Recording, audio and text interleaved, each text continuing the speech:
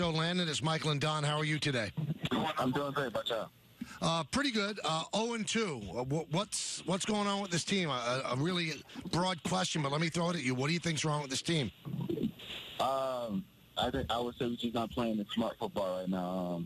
We're not making the right decisions, making the right plays, and making the right calls all around. I mean, just playing smart football. You got to play smart football to win games, and that's one big key that we're missing right now.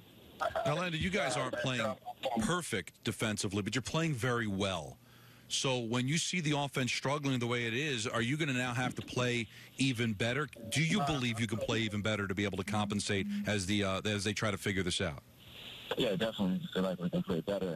But we always feel that as a defense, there's a lot of position about behind the Giants as a defense. As being a backbone of this organization and making plays and making games and making stops and holding teams to 0 points to 3 points, you know. And we got to live up to it's our obligation to live up to that standard. And that's one key that we're definitely trying to work on. Landon, you mentioned that you don't think the team is playing smart. Give me an example of the team not playing smart, at least on the defensive side, which you could speak to. What was done yesterday that wasn't smart football? We know we have to get the ball back, just letting them gashes for yardage and not stopping them when we need to stop them, and definitely field position-wise and trying to stop them, like say if they got the ball on the 20-yard line, not allowing them to get past the 45 or the 50 and giving our offense that field position. So there's smart football right in that. All right, what kind of a disadvantage was it to play without Jenkins and Goodson last night? It was a little bit of a disadvantage. I mean, the guys that was behind them knew what they needed to do, knew the game plan. Like we tell everybody, and say you never know when you miss your call, and so be up on it and just know what you're supposed to do on and on the field, and they did, and I commend them for that. Let me get inside the defense's head. You'll help me with this, Landon. You guys get a turnover. Yeah. So you've done your job, and then the very next play, Eli throws an interception. You guys are back on the field. What's that feel like? Is there disappointment, frustration? What's going on? And also, does it exhaust you guys to think that you can have a little bit of a rest and boom, you're right back on the field? I think this is a mindset. This is not another opportunity. That's how we look at it. Another opportunity to make another great play. And we made one, let's try to get another one. So we look at it as an opportunity as many times as we are on the field. Let's make something happen. Let's be a game changer. So, and is it exhausting? Depends on how long the drive was. If it was 15 plays, can we get a turnover? Then yeah, I would say it'd be exhausting. But it was like I think we got off the field in 3 plays, so it wasn't bad at all. Landon, the numbers aren't good for teams that start 0-2. So what's the mood of that room right now after these 2 losses? We sit down, buckle up, and look in the mirror right now. Some things I feel like have to change, and we have to. Our mindset has to be on this game, and we have to continue working towards that. And we got to figure it out because it's a long season, but we got to figure it out fast. You know, I've seen Landon before.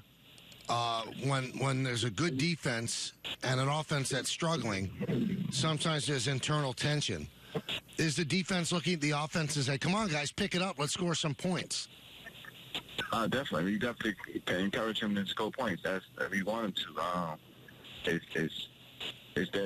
basically their job, but they need some help, or we need to encourage them, or we need to get on their butt. We will. Are you seeing some of these same problems when you play them in practice? Is the offensive line struggling when the defense is playing them in practice? It just depends on it. If it's on first team, it depends on the confirmation they give us and stuff like that. They just really our defensive line is really trying to give them as much work as they can so they can get better as a offensive lineman, you know. And I mean, I'm playing in the back end, so I'm kind of watching what my keys are, so I can't really pay attention to it unless I'm watching the film. And then at that time, it's just kind of just going over what we're doing with the team we're playing that week. So they don't really think they want to scout team as much as that. Landon, I know you're focused on the game, so you probably didn't see any of the halftime ceremony with the '07 team, but how much do you get a chance to talk to a Tuck, to talk to a Strahan? That 0-7, that 2007 team started 0-2 as well. Are you able to pick the brains of some of those guys on defense from those 10 years ago? Yeah, we got actually Antonio Pierce in our lock and our facility. Actually, Antonio Pierce in our locker room working with us. And with the linebacker core, with the defense, getting us keys and stuff like that. So I'm definitely get to pick his mind. He sets up a size film for me and DJ and JC, so we can get on the same page when we're making calls. So definitely get to pick his mind. Strahan, I only get to speak to him when he comes around. And I got to speak to, what's his name? Brandon Jacobs.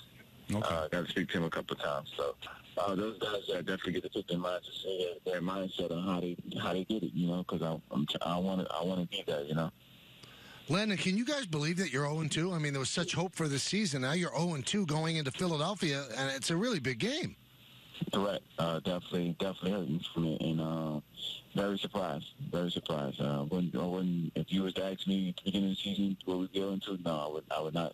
To this day, I would still say no. Somebody sounded like was talking to you in the background. Who's with you? Oh, my agent. Okay. I thought maybe Strahan was giving you some advice right there. Landon, full disclosure. I mean, I'm a Giant fan. I went on the air.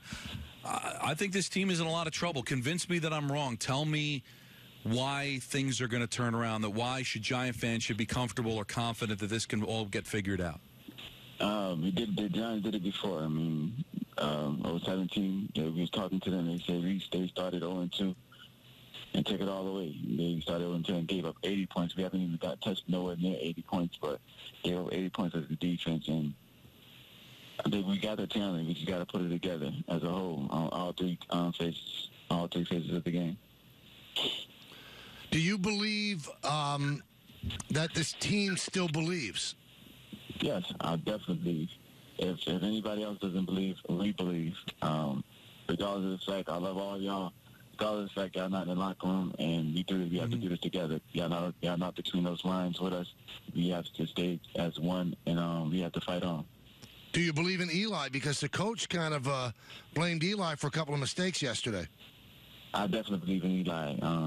He's trying to get his feet settled and get settled with his offense. I definitely believe in him. He's done it before. He's done it last year. He struggled in the beginning. They got it clicking after a few games. So it's gonna come around. It's gonna come around. So, but before we let you go, how big is this game against Philly?